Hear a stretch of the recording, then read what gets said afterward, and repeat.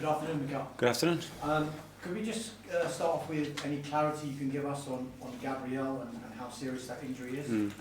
Yeah, Gabriel unfortunately picked up an injury with the Brazilian national team, and he's going to be out for weeks.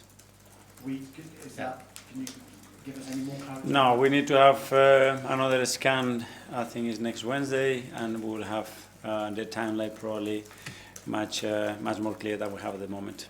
It's clearly a blow, but have you ever felt more comfortable about the players that you can actually bring in and the options that you have when you have injuries like this? Yeah, it's clearly a blow because it's our leader in our backline, and to me, obviously, it's never a positive thing. The good thing, as you mentioned, is that we have very good options, and people have to stand up now and do the job.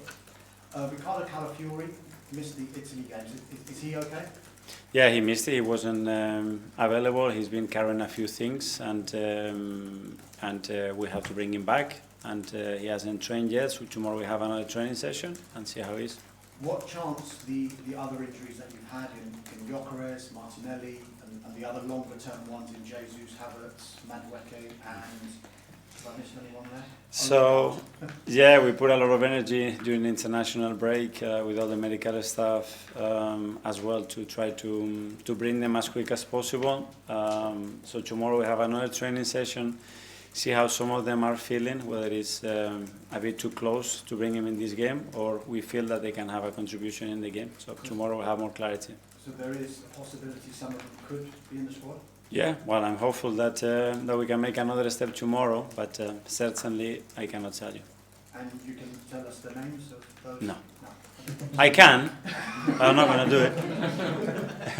I know you've spoken about the North London derby before, but you've managed the North London derby, you've played in some of the most ferocious derbies in world football. What makes this one so unique, so special for you?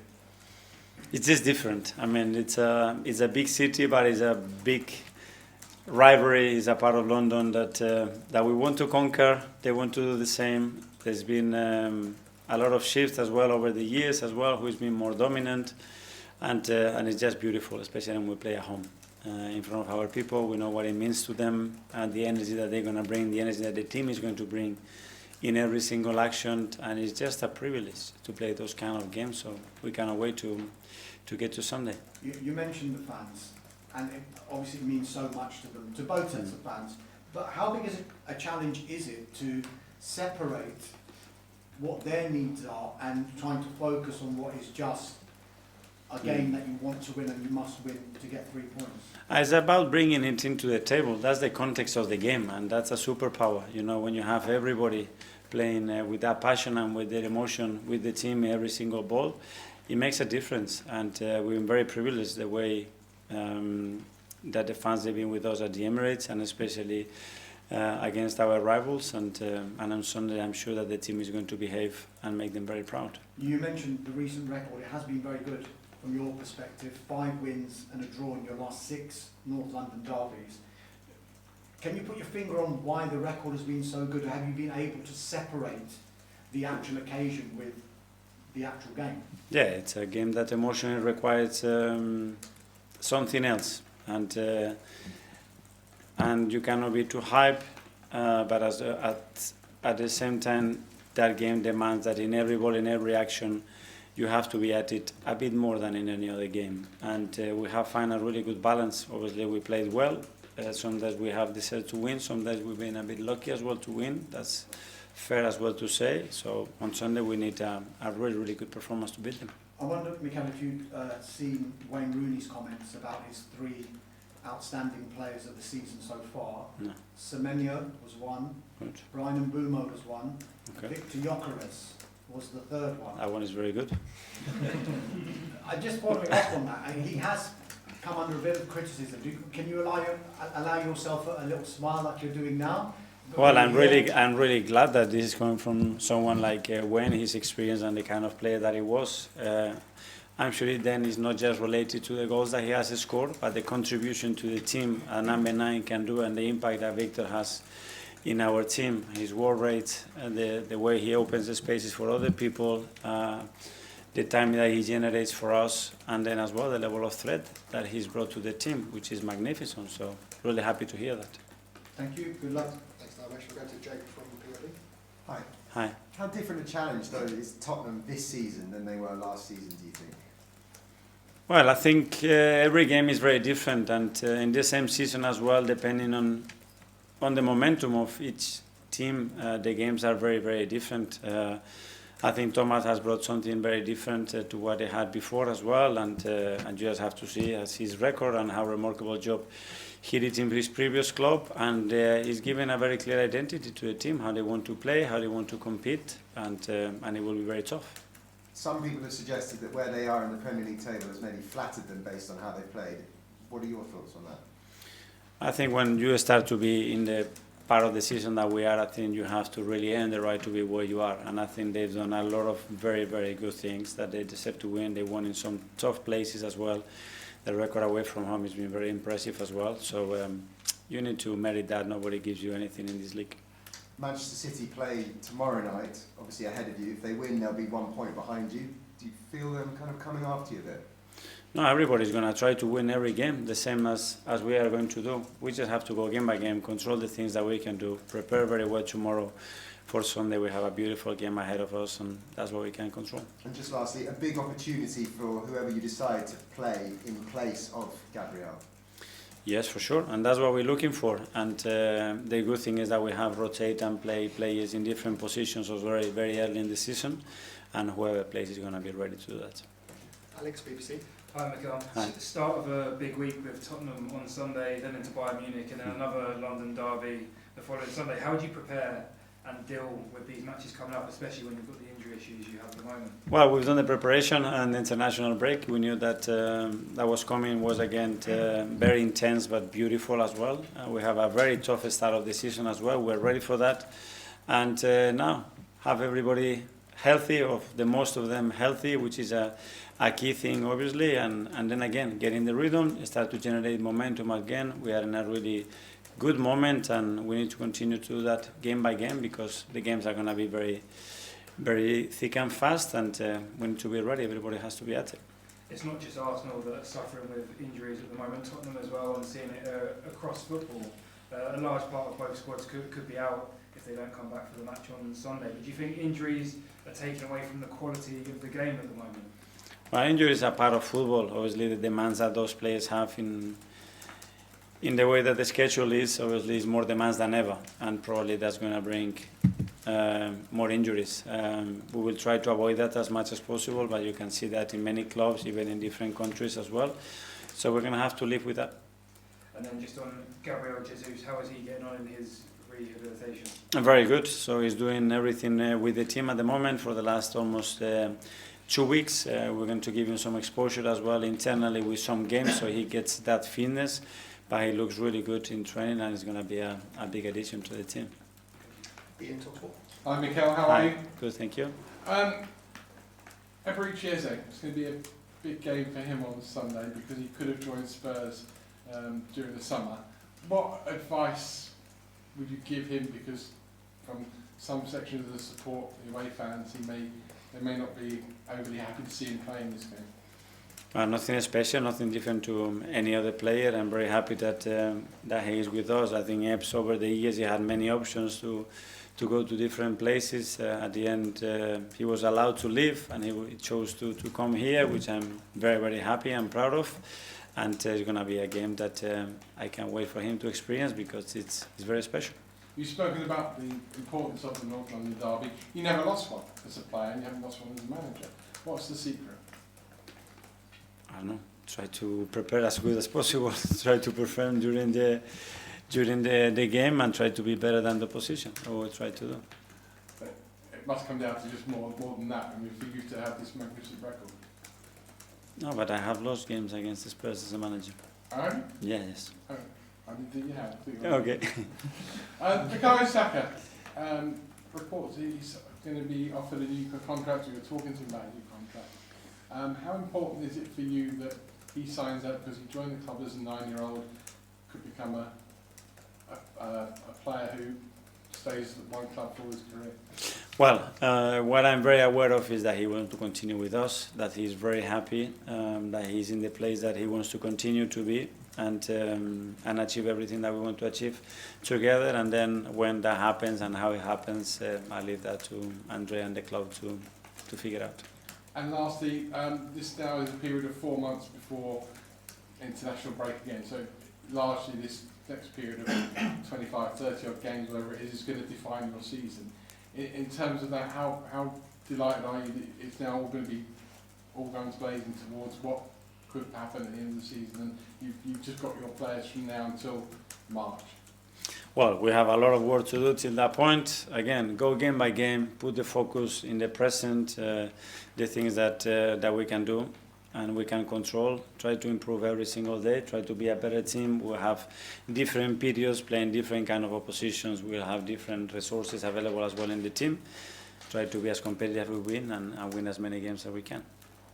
Simon, are you listening? Mikel, just ask you about that sort of few days with the EZE deal, which from the outside seemed to move so quickly. What was it like for you experiencing it? And was there any point where you sort of feared he could go to Tottenham or you wouldn't get him in the building here? Well, I don't know. At the end, there are three different parties. My feeling when I spoke to him that he wanted to join, then it's all about timing as well in football, which is something very difficult to predict and maybe doesn't work. What I'm very glad is that it did work. He worked in a great way. I'm very happy with what he's doing and still what he can do for the club and the team. And it's just the start of the journey. We've sort of seen flashes of great moments from obviously the goal against Palace, things like that. But do you think there's still a lot more to come from him? Yeah.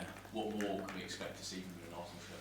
A lot, because those relationships have to build, and creative players need to understand that, because it's all about as well connections, about timing, and him really flowing. And he's playing a different position. The more he's a bit settled in one of the positions and start to interact with players a bit more friendly, which he's doing at the moment, his natural talent will come out and he will have even a bigger impact in the team.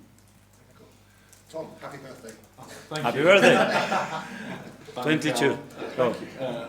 We saw that Alex Oxlade-Chamberlain was with you guys recently. How important is it to you to kind of reconnect with those players? The players played with you in the North London derby around this time, and what do they kind of bring when they do return to the club?